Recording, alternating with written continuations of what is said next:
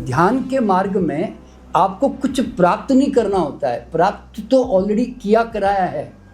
आपको जो जितना आपने गलत जोड़ा है ना अपने साथ में कूड़ा करकट, वो सब पहचान के निकालना है। मैंने 2 किताबें लिखी है। हाँ। एक लिखी है गुरु ढूंढे बीच बाजार, और इसलिए मैं भी बाजार में रहता हूँ, मैं बाजार से बाहर नहीं जाता।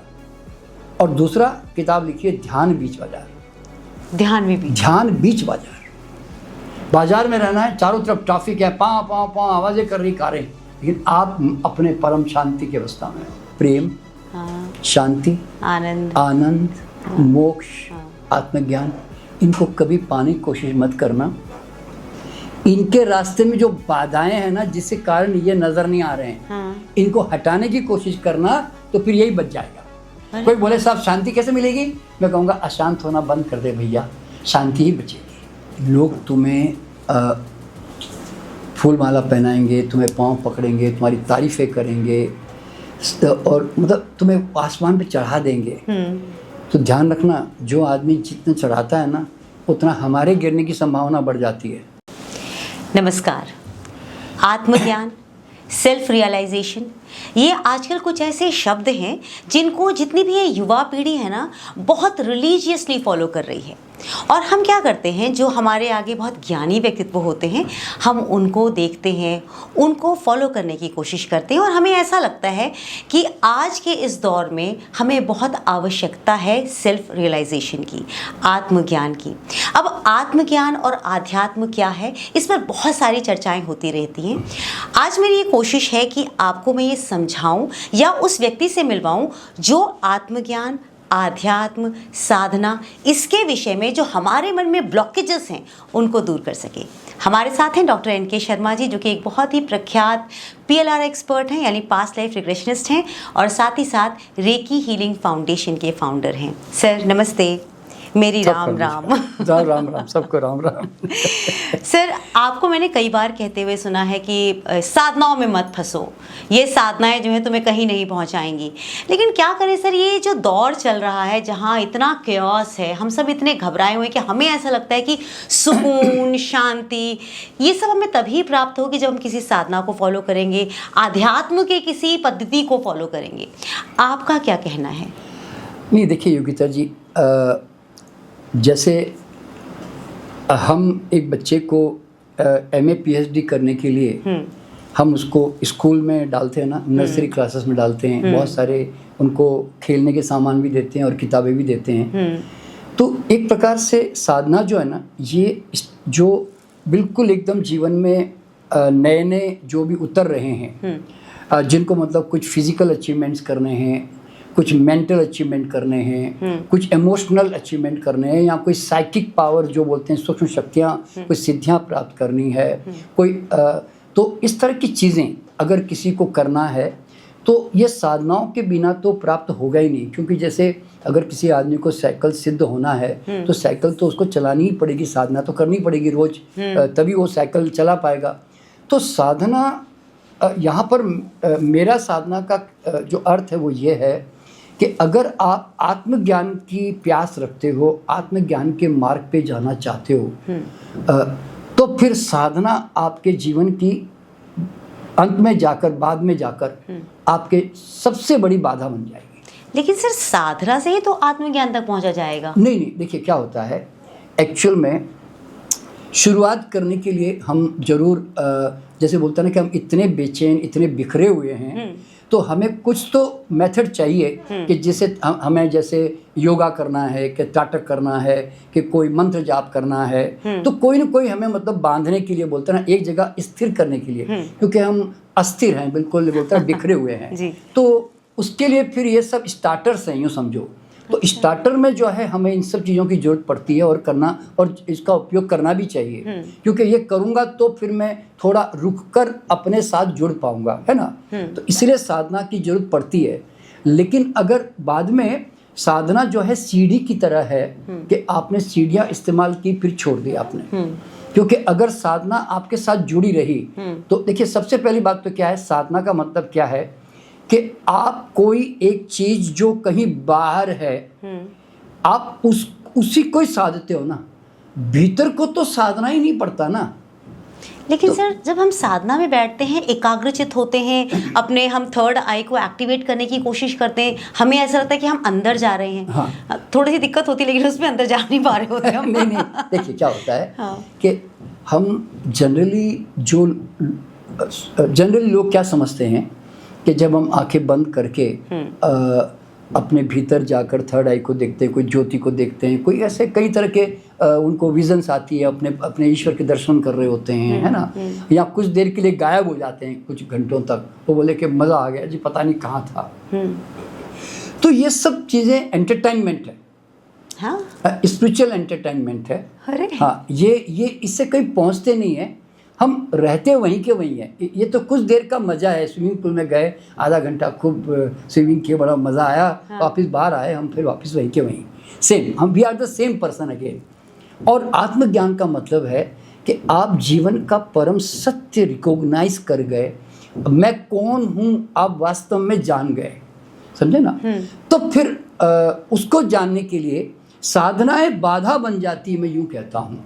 कोई भी साधना करोगे ना आप बंध जाओगे। क्यों? साधना का मतलब क्या है? Something you have to do, you are a doer, यानी कि आप कर्ता भाव में हो। और जहाँ कर्ता भाव आता है ना, वहाँ आपको बाहर की तरफ भागना पड़ता है, आप अंदर तो आ ही नहीं सकते। और कर्ता भाव में क्या होता है? You are always there, you remain there. आप समझे ना, आप वहाँ मौजूद रहते हो, करने वाला कोई मौजूद रहता है। और आत्मज्ञान का यानी कि सेल्फ रियलाइजेशन का मतलब क्या है? Where I have dissolved myself, जहाँ मैंने अपने अहम सेल्फ को भी पूरी तरह गलाकर ख़त्म कर दिया और मैं ईश्वरमय हो गया, यूनिवर्सल हो गया। अब मेरा कोई अपना कुछ भी नहीं बचा, समझे ना। मैं पूरी तरह जो है परमात्मामय हो गया, यूँ समझ लो, जहाँ पे कोई मेरा अपना अस्तित्व नहीं बच गया, बस यूँ समझ लो।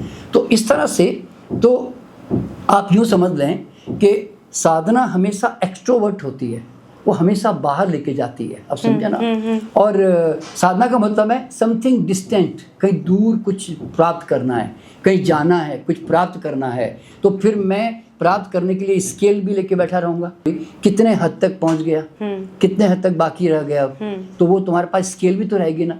तो यू ऑलवेज रिमेन, साधना का मतलब आई ऑलवेज रिमेन, समझे ना। आई मतलब हमारा मैं हमेशा मैं उसमें मौजूद रहता हूँ। और साधना समाप्त हो गई, साधना से मुक्त हो गए, तो then I am with myself. फिर मेरा सेल्फ खत्म हो गया और फिर मैं मर्ज कर गया यूनिवर्स के साथ में, यूँ समझ लें। तो इसीलिए यूँ समझो कि आत्मज्ञान जो शब्द है ना, एक प्रकार से एक कमरा है, वो कमरे में आपने बहुत सारे सामान इकट्ठे कर लिए हैं, समझे ना। तो सामान सारे निकालने। देखिए ध्यान के मार्ग में आपको कुछ प्राप्त नहीं करना होता है, प्राप्त तो ऑलरेडी किया कराया है। आपको जो जितना आपने गलत जोड़ा है ना अपने साथ में, कूड़ा करकट, वो सब पहचान के निकालना है। तो ध्यान क्यों करते हैं कि साक्षी भाव में आकर कौन कौन से कचड़े आसपास जमा हो गए भैया, जरा उसको पहचान लूं, ताकि वो पहचानती फिर मैं उससे मुक्त हो सकता हूं, क्योंकि वो जड़ जाते हैं, निकल जाते हैं, यूँ समझ लें। तो इसके लिए ध्यान की जरूरत पड़ती है, समझे ना। तो ध्यान करने से, साक्षी भाव में आने से शुरुआत में तो हमें अपना अहम मेंटेन करना ही पड़ता है, सेल्फ को मेंटेन करना ही पड़ता है, क्योंकि घर साफ करना है, समझे ना। तो उसके लिए फिर हम ध्यान करते हैं, तो एक एक कचरा हटाते जाते हैं। आप यूँ समझ लें कि आप एक दर्पण के सामने खड़े हैं और दर्पण के ऊपर धूल की परतें छाई हुई है, समझे ना। तो आप एक एक परत जो है ना साफ करते चले जाते हो, यूँ समझ बस। तो अपने शीशे के ऊपर से परतें हटानी होती है, या हमारे ऊपर जो भ्रम के पर्दे हमारे ऊपर जो आ गए हैं, वो भ्रम के पर्दे सब हटाने पड़ते हैं, बस। तो फिर बाद में जो बच जाता है ना, वही बस समझो कि हमारा एक प्रकार से हमारा अस्तित्व है, या समझो कि जो परमात्मा जो मैं कह सकता हूँ, बस वो परमात्मा आपको महसूस हो जाती है। वेर कुछ भी, जहाँ कुछ बचा ही नहीं, सब कुछ ये हो गया, यूँ समझ लो, मतलब सब कुछ मैंने समाप्त कर दिया। तो तो ज्ञान की अग्नि से जिस दिन मैं अपने अहंकार को पिघला देता हूँ ना, और सेल्फ को भी पिघला देता हूँ, तो मैं सागर में जाके मिल गया। तो हम सागरमय हो जाते हैं, यूँ समझना एक प्रकार से।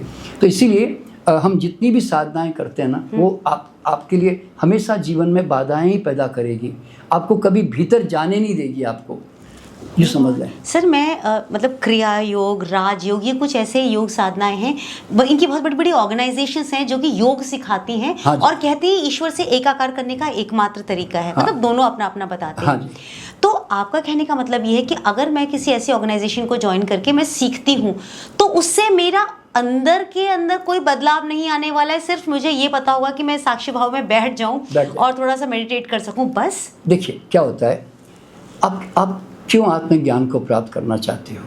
पहली बात तो ये देखिए, एक होता है कि आप गुरुओं के साथ जुड़ते हो, कई तरह की साधनाएं अडॉप्ट करते भी हो, तो आपको लगता है कि मैं सही रास्ते पे हूँ। पर अगर आप ध्यान से देखोगे, आज हजारों लाखों लोग अपने अपने गुरुओं के साथ जुड़े हुए हैं, ठीक है ना। तो उनको थोड़ी बहुत उनके अंदर ट्रांसफॉर्मेशन चेंजेस आए भी होंगे, दो शांति फील करते भी होंगे, लेकिन एक जो पूर्ण जो आत्मज्ञान जो कहते हैं, एक प्रकार की संबोधि, जहाँ कुछ भी बचा ही नहीं, मतलब कुछ पूरी तरह शून्य वाइड हो गए हम प्रकार से, तो वो अवस्था अगर प्राप्त करनी ना, तो फिर आपके जितने बाहरी कर्मकांड है ना, वो आपको कभी भी आपको उनसे मुक्त नहीं होने देंगे। क्यों मालूम है? आप रोज जो अभ्यास करते हो ना, फिर धीरे धीरे आप उसके कंडीशन यानी कि आप कंडीशनिंग में चले जाते हो, आप समझे ना, वो आपकी हैबिट बन जाती है, और हमेशा आप फिर उसके बिना आपको अच्छा भी नहीं लगता, समझे ना, भय लगता है कि हमने नहीं किया। हाँ, तो देखिए क्या होता है कि कोई भी साधना शुरुआत, जैसे मैंने कहा ना, प्राइमरी क्लासेस है सब सारे, जरूरी होती है, आप जरूर करें। लेकिन देखिए हमारे यहाँ पे हमारे ऋषि मुनियों ने बहुत क्लियरली कहा है कि जब से शुरुआत करो, अजपा में आ जाओ। ओह, ये तो बिल्कुल साफ कहा है ना, आकार से शुरू करो, मूर्ति से शुरू करो, निराकार में आ जाओ, समझे ना।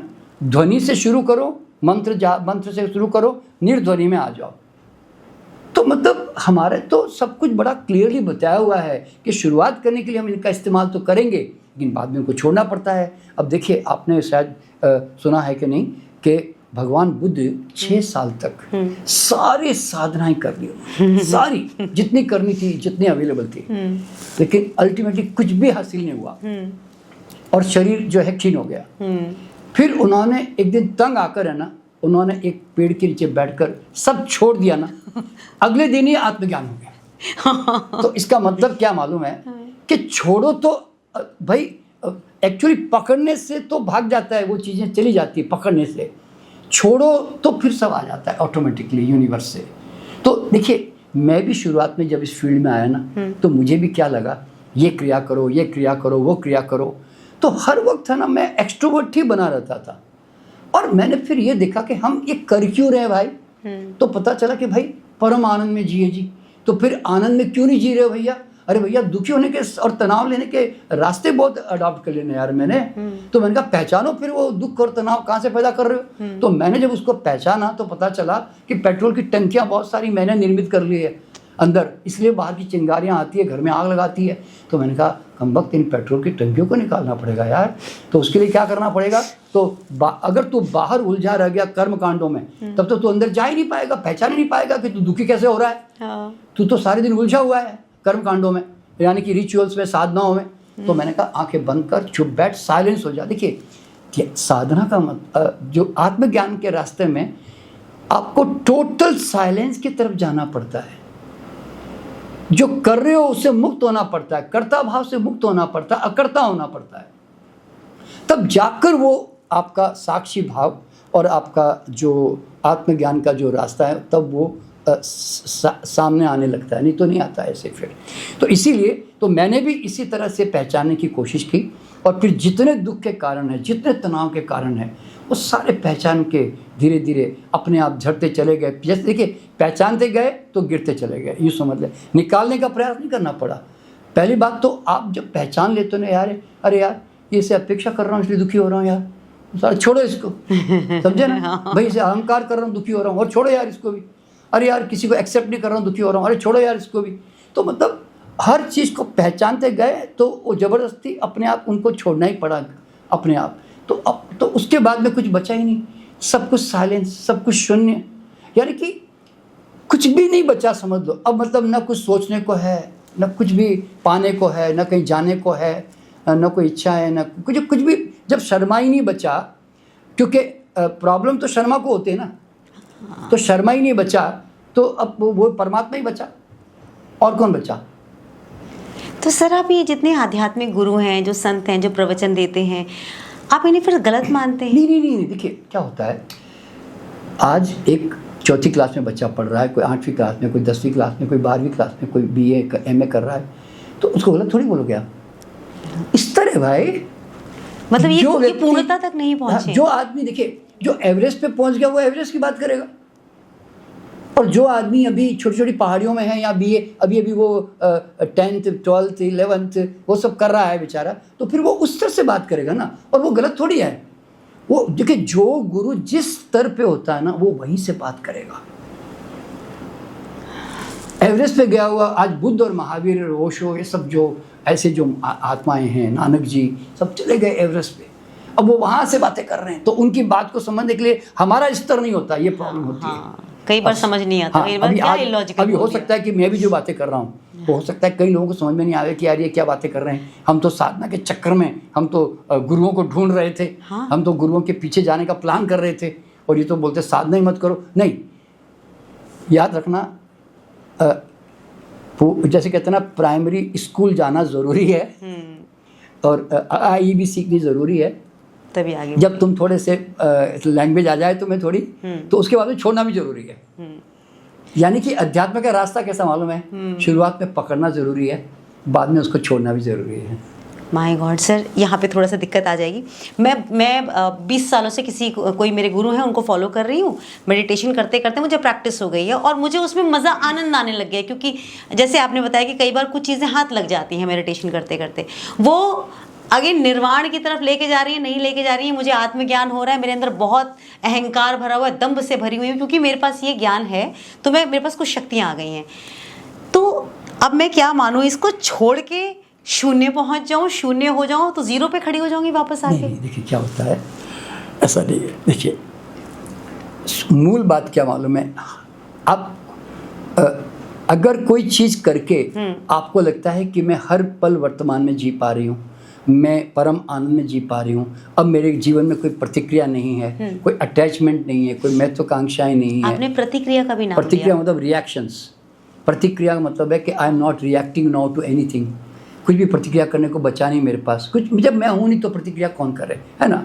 ना कोई चिपकाव है, ना कोई अपेक्षाएं हैं किसी से, और ना मेरे पास कोई स्केल से दुनिया को मेजरमेंट करने के लिए, आप समझे ना। तो क्योंकि वो तो सब तो शर्मा जी करते हैं ना, जब शर्मा जी बचे नहीं तो करे कौन, समझे। तो सवाल क्या होता है कि अगर आपको लगता है कि मैं जो भी क्रिया कर रहा हूँ, साधना कर रहा हूँ, तो क्या जिस पर्पस के लिए मैंने साधना की थी कि मैं परम ज्ञान को प्राप्त करूँ, परम सत्य को प्राप्त करूँ, परम आनंद को प्राप्त करूँ, परम शांति को प्राप्त करूँ, आई क्या? आपको लगता नहीं, बस थोड़ी देर के लिए मज़ा ज़रूर आता है। तो भैया मैंने कहा ना, आप स्पिरिचुअल एंटरटेनमेंट कर रहे हो आप। ये टर्म बड़ा ज़बरदस्त है, स्पिरिचुअल एंटरटेनमेंट। यानी कि मैंने थोड़ी देर 1 घंटा मैंने गायत्री मंत्र जपा, मैंने शिव ओम नमः शिवाय पढ़ा, मैंने हनुमान चालीसा पढ़ी, बड़ा मज़ा आ गया जी। मैं तीर्थ यात्रा करके आया, बड़ा मज़ा आ गया जी। फिर वापस कहाँ, फिर मैं वहीं का वहीं हूँ जी वापस, फिर मैं वही पुराना आदमी हूँ जी वापस। तो you remain the same, where is the change, where is the transformation. भाई तुम जो बोलते ना कि हम घड़ा खाली करने के लिए गए थे, तुम्हारे तो घड़े सारे भरे हुए हैं भाई। सर वैसे तो जो बहुत सारे वो संत हैं, सॉरी टू से, बहुत सारे वो तो दंभ से भरे हुए होते हैं, तो क्योंकि हम तो उनके इंटरव्यूज़ करते हैं, हम तो जानते हैं। हाँ नहीं तो देखो, ये तो मैं भी जानता हूँ, तभी तो मैंने क्या कहा कि एक 8वीं 10वीं क्लास का बच्चा होगा ना, वो थोड़ी अलग ढंग से बात करेगा, है ना। कॉलेज वाला होगा थोड़ा अलग ढंग से बात करेगा। तो भाई तो ये गलत है करके मैं नहीं कहता, लेकिन अध्यात्म इसको तो नहीं कहते कि अगर तुम्हारे अंदर के कूड़े करकट, कचरे, अंधकार, अज्ञानता, भय, ये सब निकले ही नहीं, और तुम वही के वही आदमी हो जो पहले अंदर घुसे थे, तो थोड़े बहुत हल्की फुल्की रेत झाड़ के आप थोड़े से आ जाते हो तो आप समझते हो कि मैं यार आध्यात्मिक मार्ग पे हूँ। आध्यात्मिक मार्ग पे हैं, बहुत अच्छी बात है, ये सौभाग्य की बात है, लेकिन सवाल क्या, तुमको जहाँ पहुँचना था वो तो मंजिल पहुँचे नहीं है वे। सर लेकिन पहुंचना कहाँ होता है, आजकल नहीं, सब कहीं पहुँचना जाना कहीं नहीं चाह होता रहे है, नहीं हैं। पहुँचना कहीं नहीं होता है। हाँ। तुम्हें ये परखना होता है कि क्या मैं हर पल परम आनंद की अवस्था में हूँ, क्या मेरे विचार अब पूरी तरह समाप्त हो गए, कुछ सोचने को बचा ही नहीं मेरे पास, ना कोई क्रिटिसाइज करने को बचा, ना मैं कुछ ना मेरे पास कोई अहंकार बचा, मतलब तो ना मेरे पास कोई प्रतिक्रियाएं बची, मैं तो बस मज़े ले रहा हूँ, ऑब्जर्वर, मैं तो साक्षी हो गया हूँ, बस हर चीज़ को मैं एक नाटक की तरह देख रहा हूँ। नदी बह रही है और मैं किनारे पे बैठा हुआ हूँ बस, और मज़े ले रहा हूँ। कभी नदी कम आ रही है, कभी ज़्यादा आ रही है, कभी उसमें लाश आ रही है, कभी फूल आ रहे हैं, पर मैं उसमें इन्वॉल्व नहीं हो रहा हूँ। तो तभी तो मैं समझूंगा ना कि मैंने एक स्टेज अचीव कर ली मैंने। भाई अध्यात्म का मतलब क्या है कि आप जो है उस पार चले गए। तीर्थंकर किसको कहते हैं? जो इस तरफ से, इस संसार से निकलकर उस पार चले गए, उसको तीर्थंकर कहते हैं। समझ गए ना? तो आप तो इधर ही पुल के ऊपर ही खड़े हुए हो। आप रोज़ क्या कहते हो? मैं रोज़ पुल पे जाता हूँ जी, वापस आ जाता हूँ, पुल पे जाता हूँ, वापस आ जाता हूँ जी। सर जैसे इस तरह का होने के लिए ना निर्विकार, निर्विचार और अंदर से शांत और मतलब तटस्थ भाव से देखने वाले, उसके लिए तो सर हिमालय जाना पड़ेगा। यहाँ सामने सबके साथ रहते हुए तो बड़ा मुश्किल है। नहीं योगिता, मैं इसी के मैं सख्त खिलाफ हूँ। जागने के लिए कहीं भागने की जरूरत नहीं है। ध्यान रखना, तुम जहाँ हो वहीं रुक जाओ। तुम जीन्स में, सलवार कुर्ती में, साड़ी में भी तुम बुद्ध बन सकती हो, मैं यूँ कहना चाहता हूँ। देखिए क्या होता है, असली संतत्व और असली बुद्धत्व बाजार, संसार, व्यवहार, व्यापार में रहते हुए घटे तो समझना कि वो रियल है। क्यों मालूम है? अरे जंगल में जाके बोलो मुझे गुस्सा नहीं आता, मैं ब्रह्मचर्य का पालन कर पा रहा हूँ, अरे वहाँ कोई अप्सरा मेनका भी नहीं है और कोई इधर गुस्सा दिलाने वाले भी नहीं है, तू वहाँ पे कैसे जितेंद्रिय हो गया करके मान लेगा भैया? सही बात अरे है। तू बाजार में आ जरा, मुंबई की लोकल ट्रेन में थोड़ा 1 घंटा यात्रा करके दिखा हैं। तब देखते गुस्सा कैसे नहीं आता। और फिर तू थोड़ा रिश्तेदारों के साथ रह के उनके व्यंग के बांध खा। हाँ। तेरी बेटी 4 बेटियां पैदा करके उनकी शादियां मत कर, फिर तू जरा शांत रह के बता। तेरे 4 बच्चे बड़े करने के लिए उनके नखरे सहन करके दिखा, टेढ़ी बीवी टेढ़ा हस्बैंड सब पाल के दिखा 40-50 साल, तो मानू कि जितेंद्रिय भाई है। क्या बात है, सही कह रहे हैं आप। नहीं थोड़ा भारत जैसे देश में ईमानदारी से व्यापार करके दिखा, तुम बगैर घूस दिए किसी को, तो मानो तू जितेंद्रिय भाई। तो ये कैसा जितेंद्रिय? जंगल में जाके, हिमालय में, तो हिमालय की शांति है, तुम्हारी थोड़ी है। हाँ, मैं वही बात मुझे लगता है कि हम इसे इतना अच्छा बनने के लिए तो हमें वहाँ जाना पड़ेगा जहाँ कोई नहीं कहीं नहीं जाना, जहाँ है वहीं रुक जाओ। और याद रखना, अगर तुम्हारा आत्मज्ञान बाजार के बीच में नहीं घटा ना, तो तुम भ्रम में जी जाओगे। फिर आश्रम में बैठकर कोई तुमको छेड़ने वाला नहीं, कुछ बोलने वाला नहीं, कोई गाली देने वाला नहीं, कोई झगड़ा करने वाला नहीं, लेकिन तुम्हारे आसपास 4 नालायक पड़ोसी रोज़ तुम्हारे घर में पानी डाल दे, तुम्हारे घर में कुछ कचरा फेंक दे, तब फिर तुम्हें गुस्सा नहीं आवे। तुम सुकरात की तरह, जैसे सुकरात की बीवी जैसे तंग करती थी, तो लेकिन बेचारे फिर भी शांत रहते थे, तब जाके मानूंगा ना कि भैया तू कुछ पहुँचा है कहीं। तो भाई जब तुम बाजार के बीच जियोगे तो तुम्हारी असलियत पता चलती है ना। सर फिर ऐसे गुरु कहाँ ढूंढे? आपके पास है ऐसे गुरु?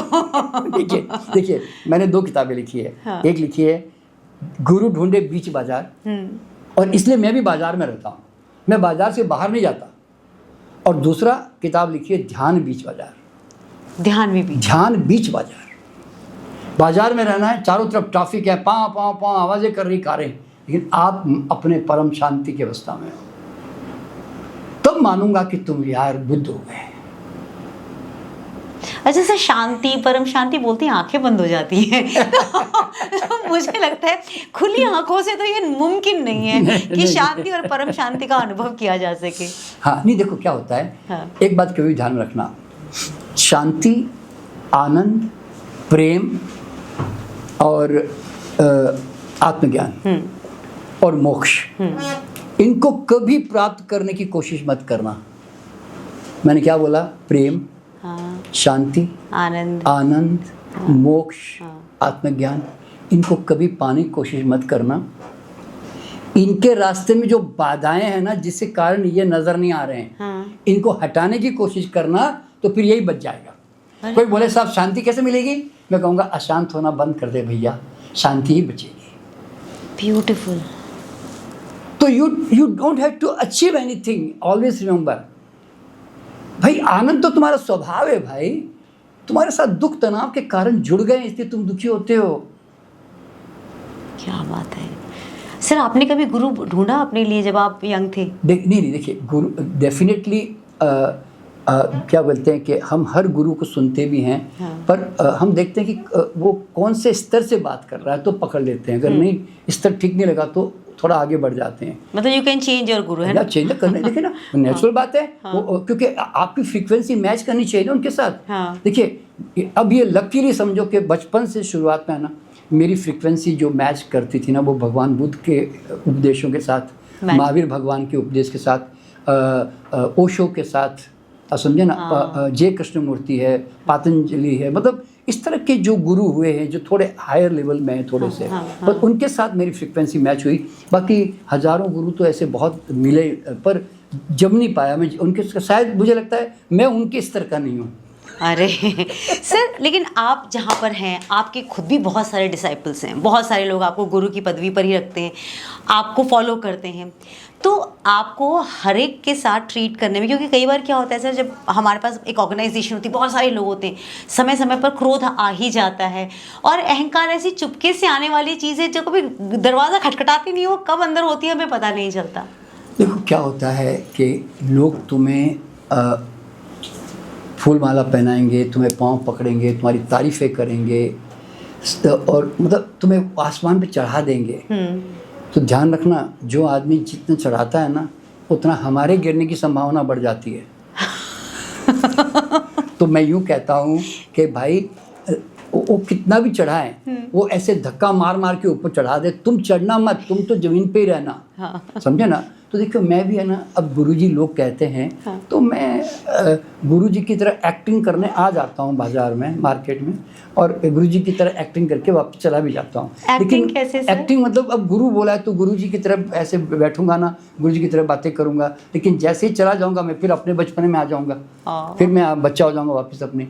तो मतलब वो उनकी श्रद्धा है तो गुरु बोल रहे हैं तो मैं वो उनको फुलफिल कर दूंगा उनकी डिज़ायर को। लेकिन अल्टीमेटली मैं मेरा नेचर क्यों ख़राब करूँ भाई, मेरा स्वभाव क्यों ख़राब करूँ? समझे ना? तो मतलब मैं गुरु नहीं समझता ना अपने आप को, तो और मुझे समझना भी नहीं है, याद रखना। क्यों? जिस दिन मैंने समझा मैं गुरु, मेरा दुख शुरू। जिस दिन समझा मैं गुरु, मेरा दुख शुरू। यस। कि क्या तुक बंदी थी। तो इसलिए मैं गुरु नहीं बनना पसंद करता। हाँ। और काय का गुरु, ज़रा सोचिए, तुम किसी क्षेत्र में तुम्हारी आंखें खुली है, किस क्षेत्र में मेरी आंखें खुली है, हम आपस में मिलते हैं, सब मित्र हैं। मैं तो करुणा मित्र कहो, मैं ऐसे कहता हूँ, गुरु भी मत कहो। क्यों मालूम है? कुछ चीज़ें तुम्हें मालूम, कुछ चीज़ें मेरे मालूम। आज तुम जो इतनी अच्छी रोटी बना सकती हो, मैं तो नहीं बना सकता ना। हाँ। है? आज तो मतलब तो मैं भी तो कई चीज़ों में कमज़ोर हूँ ना। तो कहने का मतलब क्या होता है, हर व्यक्ति अलग अलग क्षेत्र में माहिर होता है और सब लोग गुरु होते हैं आपस में। बस एक दूसरे की मदद करो, कोई किसी पे एहसान नहीं कर रहे हैं। तो मुझे थोड़ी आँख खोलने का मुझे इंटरेस्ट आया तो मैं आके तुम्हें जगा दिया मैंने। तो अब ये लोगों की श्रद्धा होती है, बेचारे भोले भाले होते हैं तो गुरु गुरु कह देते हैं। वैसे नहीं सर, लेकिन देखिए आप जिस तरह की बातें बता रहे हैं वो सच बताऊं तो एक ओशो की जो बातें हैं वो किसी को समझ नहीं आती थी। वो भी ना कि एज आती तो ओशो की बात समझ में आती है। आपने कहा आपको बचपन से उनकी बातें समझ में आती थी, आप उनको एक तरह से फॉलो भी करते रहे हैं। बिल्कुल। आपकी बातें भी बहुत से ऐसे लोग हैं जिनको नहीं समझ में आती। वो कहते हैं ये बागी व्यवहार और विचार वाले व्यक्ति हैं, मतलब ये हम जो चाहते हैं, जो हम सुनते आए हैं उसके खिलाफ जाकर बात कर रहे हैं। तो जो भी कभी कोई नया व्यक्ति, मतलब कोई व्यक्ति कोई नई बात करता है तो लोगों को डाइजेस्ट नहीं हो पाता है। हाँ। लोग बोलते हैं कि भाई इसका हमारे पास साक्ष्य, मतलब बताइए क्या है आपके पास साक्ष्य, कैसे हम इस चीज़ को मान लें। आपने अपनी लाइफ को एक तरह से एक उदाहरण के तौर पे बनाया है। आप उतने ही शांत, उतने ही सरल रहते, जितना मैंने आपको कई साल पहले देखा था उससे भी ज़्यादा शांत, उससे भी ज़्यादा सरल मैं आपको इतने सालों बाद देख रही हूँ। इसके लिए आप क्या करते हैं? क्योंकि मुझे लगता है कि कोई तो मेडिटेशन, कोई तो टेक्निक आप भी करते होंगे। कुछ नहीं। देखिए क्या होता है, मैं भी जैसे भगवान बुद्ध ने सब छोड़ दिया ना, सब कुछ कर आके। हाँ। तो शुरुआत में हम भी सब कई साधनाएं पकड़ते जरूर है, पर धीरे धीरे इसकी गहराई में जैसे पता चलता है कि जितना हम पकड़ते जाते हैं उतना उलझते चले जाते हैं। याद रखना, इसीलिए धीरे धीरे मैंने कहा ना, आत्मज्ञान प्राप्त नहीं करना पड़ता, जितने कूड़ा करकट जोड़े थे ना उनको पहचान के घर से निकालना था, साफ करना था, शीशे के ऊपर से धूल हटानी थी, बस सिर्फ बस उसके बाद में सब कुछ साफ साफ नजर आ गया जीवन का, यूँ समझ लो। तो नथिंग इज टू अचीव, कहीं जाना नहीं, कहीं प्राप्त नहीं करना, हमारे पास ऑलरेडी वो प्राप्त किया हुआ है। जैसे बोलते हैं ना, मोक्ष मिली मिलाई अवस्था है। बंधन मैंने बांधे थे, सारे बंधन, वो बंधन सारे काट देने पड़ते हैं, फिर बस बंधन हटा दिए, आप मोक्ष में है। आपने दुखी होने के तनाव के रास्ते काट दिए तो आप आनंद ही आनंद में है। मैंने कहा ना, शांति, आनंद, प्रेम, ये सब पाना नहीं पड़ता, इट इज़ ऑलरेडी देयर। तुम प्रेम क्यों नहीं है? देखो ना, आज प्रेम जीवन में, सबके जीवन में प्रेम होता है, लेकिन तुम अगर डोमिनेशन करोगे तो कहाँ प्रेम पैदा होगा भाई? तुम अगर इमोशनल ब्लैकमेलिंग करोगे कहाँ पैदा होगा? मजबूरी पैदा होगी उससे। तुम हिसाब किताब करोगे थोड़ी प्रेम पैदा होगा, तुम अहंकार पैदा करोगे थोड़ी प्रेम पैदा होगा, समझे ना? और तो मतलब आज जीवन में प्रेम तो हमारे अंदर, सबके अंदर होता है, पर ये चीज़ें उसको ढक देती है, तो हटाते ही फिर प्रेम ही बच जाता है बस। बहुत सुंदर। लेकिन सर एक बात बताइए, हमें जैसे जीवन का उद्देश्य क्या है? सबसे पहले लोग ये सवाल पूछते हैं कि मुझे अपने जीवन का उद्देश्य जानना है। एक ही बात ध्यान रखना, इस संसार में कितने करोड़ों करोड़ों पेड़, करोड़ों तरह, हजारों तरह के फूल है ना, हजारों तरह के फल है ना, हर फल फूल पेड़ जीव जंतु का एक ही पर्पज़ है कि आप अपनी सुगंध में पूरी तरह खिलकर अपनी सुगंध दुनिया को दे जाओ, और कोई सूंघे ना सूंघे, कोई पूछे ना पूछे, तुम तो खिल के चले जाओ। जैसे सूरज को चिंता नहीं है ना कि कोई खिड़की खोल रहा है कि नहीं खोल रहा है, वो आएगा और चला जाएगा ना। तो भाई तुम भी आओ और अपनी सुगंध दुनिया को दे के चले जाओ। जिसके नाक में घुस गई, और जिसके नाक में नहीं घुसी उसकी भी तुम चिंता मत करो। जैसे नदी को चिंता नहीं ना कि मेरे बहाव में कोई नहाया नहीं नहाया, पानी पिया न पिया, तो चिंता नहीं है ना। तुम क्यों चिंता करते हो? तुम्हारा काम है बहो, बस बह के निकल जाओ घर से, दैट्स ऑल। यही पर्पज़ है लाइफ का कि अपने सुगंध में खिल जाओ। क्या बात है, कितनी सुंदर बात आपने कही। सर देखिए, दो कन्फ्यूजन्स रहते हैं। जैसे एक तो था पर्पस ऑफ लाइफ क्या है, ये आपने बता दिया। दूसरा कि अब हमें इस जीवन के मतलब निर्वाण मिल जाए हमें, ये भी एक बहुत बड़ा क्वेश्चन है। ये कहाँ से हो? नहीं देखो, क्या होता है कि मैंने आपको क्या बताया, जो निर्वाण, संबोधि, मोक्ष, ये जो बातें हम करते हैं ना, आप ऑलरेडी उसमें हो, आप समझे ना, आप already you are in that, उसमें अंदर हो आप। देखो ना, आज अगर बुद्ध को भी संबोधि मिली, महावीर को संबोधि मिली, कृष्ण को भी मिली, जिसको भी मिली दुनिया में, नानक जी को मिली, सब आए ना वापस संसार में, नॉर्मल लाइफ को जिए ना, है ना। कृष्ण ने महाभारत पूरी खेली ना, है ना। महावीर गांव गांव घूमते रहे, बुद्ध गांव गांव घूमते रहे ना। तो we have been doing normal thing, normal business ना हर रोज का। तो कहने का मतलब क्या होता है कि संबोधि का मतलब ये नहीं कि कोई खास जगह, कोई जगह कहीं पहुंच गए, कोई ऐसा। It is nothing, it complete awakening, a total awakening where you are not there, that's all. एक पूर्ण जागरूक ऐसी अवस्था कि जहाँ पर मैं नहीं बचा, और अब मैं सिर्फ एक एक्टर की तरह एक्टिंग कर रहा हूँ। भीतर से जानता हूँ कि मैं ये तो दुनियादारी के लिए एक्टिंग कर रहा हूँ, पर अंदर से मेरा कोई इन्वॉल्वमेंट, अटैचमेंट नहीं है। आप समझे ना, इस तरह से। तो जीना तो बाजार के बीच में है ना भाई। तो इसलिए संबोधि, निर्वाण तुम प्राप्त भी कर लोगे तो क्या क्या हासिल हो जाएगा? असल में सब ये जीवन मरण के चक्र में नहीं आना है, ये जो हम बहुत समय से सुनते आए हैं, हमारे दिमाग में ये है कि भाई ऐसे कर्म करने ताकि हमें फिर से पैदा ना होना पड़े। देखिए, मैंने एक शेर लिखा तो समझ जाओगे। पहली बात तो क्या है, सब संतों की सदा रही मुक्ति मोक्ष की कामना, मुझको तो हे प्रभु तो इस धरती से मत टालना। जान गया आनंद की चाबी, हर जन्म में आऊँगा, मुक्ति पाकर क्या करूँगा, सबका दुख सुलझाऊंगा। ओहो। संत लाख कहे कि जीवन आसार है, संत लाख कहे कि जीवन आसार है, परंतु जीवन जी लेने में ही सार है। खुदा इतना भी पागल नहीं है यारों कि रास्ता है खुद हर पल और फिर के बेकार है। क्या बात है। ईश्वर तो संसार चलाने में इंटरेस्टेड है भाई, जीवन को बंद करने में इंटरेस्टेड नहीं है। क्या करोगे मोक्ष प्राप्त करके? क्यों भागना चाहते हो संसार से? जीवन दुख नहीं है, ध्यान रखना। अज्ञानता दुख है, बेहोशी दुख है, जाग गए तो आनंद ही आनंद है। और यही जागरण हो नहीं पा रहा। बस इसी का फायदा उठा रहे हैं, उसका मतलब जो इतने सारे आध्यात्मिक गुरु बन चुके हैं कि हम ढूंढते हैं कौन सा वाला सही है, कभी इधर हॉप करते हैं, कभी उधर कूद के जाते हैं कि शायद हमें शांति और सुकून मिल जाए। मतलब आपने नॉर्मल कोट में पहन के इतनी सिंपल सी बात समझा दी इतनी बड़ी उलझन की आपने एक छोटी सी कुंजी दिखा दी। सर, आप अपने आप को रोज रिचार्ज करने के लिए क्या करते हैं? देखो योगिता, हमारी नेचुरल रिचार्जिंग तो हमारे रोज़ के सोने से और काम जो हम करते हैं 24 घंटे उसको बड़े प्यार से, बड़े दिल से, बड़े डूब कर, बड़े भक्तिपूर्वक करते हैं, तो इसलिए हमारी ऊर्जा दुगनी चौगुनी वैसी हो जाती है। क्या बात है। और मैं ऊर्जा खराब करने का कोई काम नहीं करता, इसलिए मेरी ऊर्जा बची बहुत रहती है। हाँ, आप बच्चों जैसे भी हैं, आपके व्यवहार में ना एक जो मासूम बच्चों वाली चीज़ें हैं वो हैं, जो मुझे लगता है कि हम में से खो चुकी हैं, बहुत से लोगों में नहीं है अब। तो इसीलिए देखो क्या होता है, कहीं पर भी ऊर्जा कम नहीं होती है अगर तुम्हें अपने काम से प्यार है, हाँ। दिल से कर रहे हो, एंजॉय कर रहे हो, और क्या क्यों करके सारे दिन इसके लेके बैठे नहीं रहते हो। तो मैं ये सब चीज़ें मेरी ज़िंदगी में है ही नहीं। मैं तो अभी जैसे पॉडकास्ट कर रहा हूँ तो बड़े मज़े से कर रहा हूँ, एंजॉय कर रहा हूँ। अब वैसे तुम कहो कि 10 पॉडकास्ट करने जी आज, तो मैं तैयार हूँ जी। अरे वाह ये सच में आपके अंदर जो ऊर्जा है सर, ये अद्भुत है।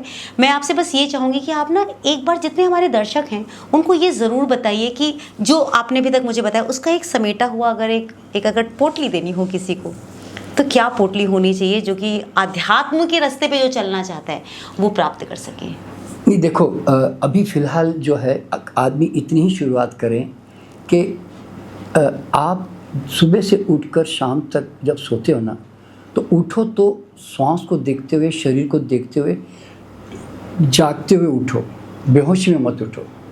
फिर चाय पियोगे, खाना खाओगे, चलोगे, काम करोगे, तो पूर्णता के साथ करो, होश के साथ करो। यानी कि चाय जूस जो पीते हो ना, पूरा एक एक सिप का मजा लो, उस पल को आनंद पूर्वक जी लो बस। क्यों? इस पल में आनंद के बीज डालोगे ना, अभी तो तुम्हें अपने आप को मेंटेन करना ही पड़ेगा, तो आनंद के बीज डालोगे तो तुम्हारा भविष्य आनंद में होता चला जाएगा।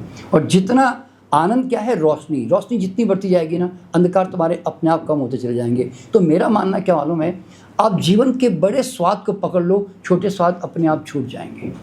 सुंदर, बहुत सुंदर। और जीवन का कोई गीत जो आपका मनपसंद हो? गीत तो देखिए बहुत सारे हैं, मतलब बहुत आँख खोलने वाले गीत है, पर अभी तो मुझे कोई शायद। आपको तो सबसे फेवरेट जो मैंने हमेशा सुना है, मैं जिंदगी का साथ निभाता चला गया। नहीं, और भी एक गाना है मेरा बहुत फेवरेट है, रात भर का है मेहमां अंधेरा, किसके रोके रुका है सवेरा। रात भर का है मेहवा, किसके रोके रुका सवेरा। बहुत सुंदर सर, इतनी छोटी सी बात हमें समझ में नहीं आई है और हम उलझे रहे हैं, और आपने उस उलझन को बड़े आराम से सुलझा दिया है। तो मैं चाहूँगी कि जो हमारे दर्शक हैं, जो सच में आत्मज्ञान चाहते हैं, साधना के पथ पे चल रहे हैं और कहीं उलझे हुए हैं, ये पॉडकास्ट आप सभी के लिए है, आई ओपनर है। मुझे लगता है कि इससे अच्छा ज्ञान हमें नहीं मिल सकता था। Thank you so much sir, thank you very very much. नमस्ते।